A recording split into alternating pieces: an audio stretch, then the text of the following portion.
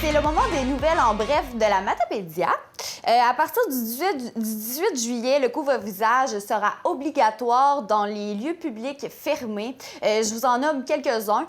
Les commerces de détail et les entreprises de services, dans les halles d'entrée, les aires d'accueil ou les ascenseurs d'un édifice à bureaux, les collèges d'enseignement et les universités, les lieux où sont offerts des activités et des services ou des services de nature culturelle, religieuse, sportive ou de divertissement. Pour voir la liste complète, vous avez juste à aller sur le site internet québec.ca/coronavirus. Nos déchets coûteront plus cher à enfouir dès l'année prochaine. La raison se trouve dans la stratégie de valorisation de la matière organique du gouvernement du Québec, lancée en début juillet. L'objectif est que 100 % des ménages et des commerces devront composter pour 2025. Le but visé est d'inciter à utiliser moins son sac à déchets et plus ces deux autres, finalement, utiliser moins son bac à déchets et plus ces deux autres bacs ou mieux réduire sa consommation. Les montants d'argent de cette initiative seront distribués en partie aux municipalités selon la performance. Moins de déchets, moins de frais d'enfouissement, plus d'argent redistribué et moins de hausse de taxes municipales. Le gouvernement vise, avec sa stratégie, à forcer un changement en pénalisant les mauvais comportements. Une très belle initiative. Donc, si vous avez remarqué, vous avez sûrement remarqué que maintenant, les déchets, le bac des déchets dans la Matapédia passe seulement aux 3 semaines. Donc, c'est pour ces raisons. Aussi, un lieu d'enfouissement sera créé à Saint-Moïse pour la Matapédia et la Métis. La Régie intermunicipale de gestion des matières résiduelles formée par les deux MRC ont emprunté 1,3 million de dollars pour obtenir le terrain. Le but est de traiter sur place les déchets et le compost au lieu de les envoyer finalement à Kakuna. Habituellement, on les envoie à Kakuna.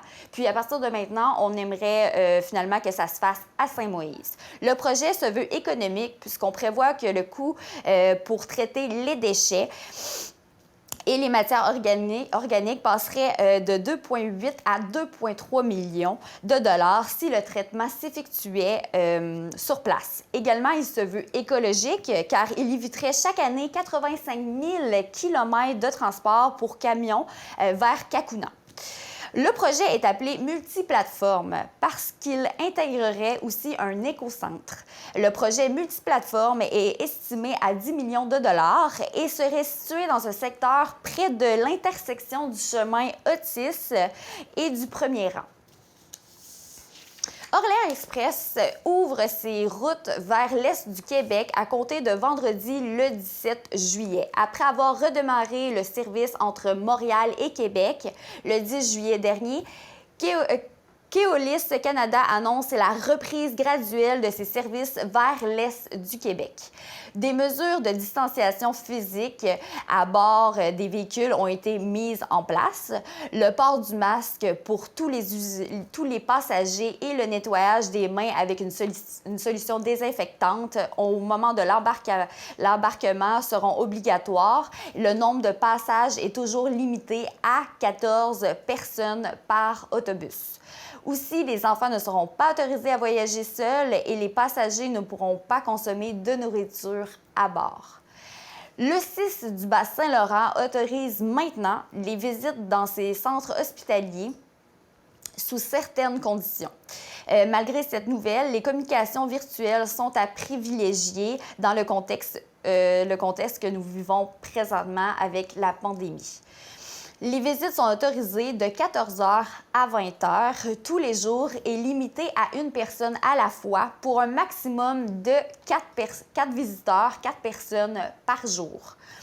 Cependant, les visites demeurent permises en tout temps pour les usagers en soins palliatifs ou s'il s'agit de raisons humanitaires, par exemple, si un patient est en fin de vie ou s'il s'agit d'une urgence.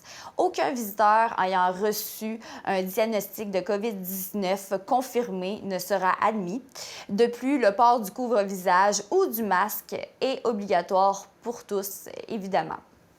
En date du 16 juillet, la Sûreté du Québec demande l'aide du public pour retrouver Maxime-André Brodeur, 25 ans, d'Ange Gardien. Il vient d'Ange Gardien.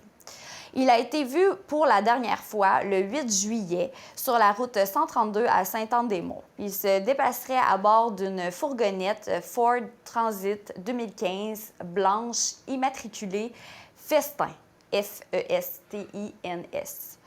Il pourrait se trouver en Gaspésie ou au Bas-Saint-Laurent. Ses proches ont des raisons de craindre pour sa santé et sa sécurité. Petite description de lui. Taille 1,75 m, 5 pieds 9 pouces. Poids 68 kg, 150 livres. Cheveux châtain roux. Yeux pairs. Particularité, il a un tatouage de cœur noir sur le haut du pectoral gauche, des tatouages sur les 2 avant-bras et un motif tribal sur la jambe droite. La dernière fois qu'il a été vu, il portait une tuque noire, un chandail noir, des chaînes au cou et une barbe de quelques jours. Elle est de teinte rousse. Toute personne qui apercevrait cette personne est priée d'appeler le 911, de contacter le 911. Le wagon Linewood quitte la ville d'Amqui et retourne en Pennsylvanie. Actuellement stationné, il est installé dans le stationnement de la gare Via-Rail d'Amqui. Il sera déménagé pour retourner en Pennsylvanie, aux États-Unis, où ce dernier avait été fabriqué il y a plus de 100 ans. La ville d'Amqui vous informe qu'il y aura une collecte de sang sur rendez-vous mercredi le 29 juillet 2020 de 13h30 à 20h à la salle communautaire d'Amqui. Vous avez juste à contacter Emma Québec pour prendre rendez-vous. Les jeudis culturels de la ville de Cozapiscale nous présentent Sous le vent, jeudi le 23 juillet prochain à 19h au site patrimonial de pêche Matapédia. Un matapédien verra son court-métrage documentaire présenté à la 4e édition de l'Office national du film. Seulement 4 courts-métrages seront présentés en partenariat avec le centre de production Parallœil de Rimouski. Il y a un matapédien qui présente son court-métrage et le nom de son court-métrage, c'est « Il va faire beau demain » et c'est Guillaume Lévesque, le matapédien, donc félicitations. Pour terminer, plusieurs travaux routiers sont en cours présentement dans la vallée.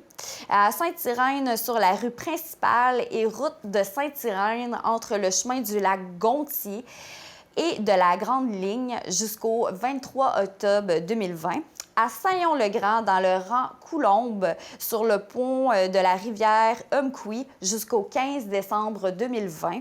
À Saint-Arcius, entre le 1er rang Blais-Sud et le 4e rang Lepage, jusqu'au 24 juillet 2020. C'est ce qui termine les nouvelles de la Matapédia. Et après la pause, je vous présente une entrevue que j'ai faite un peu plus tôt dans la semaine avec Nick Michaud. On parle du fait d'être artiste en région.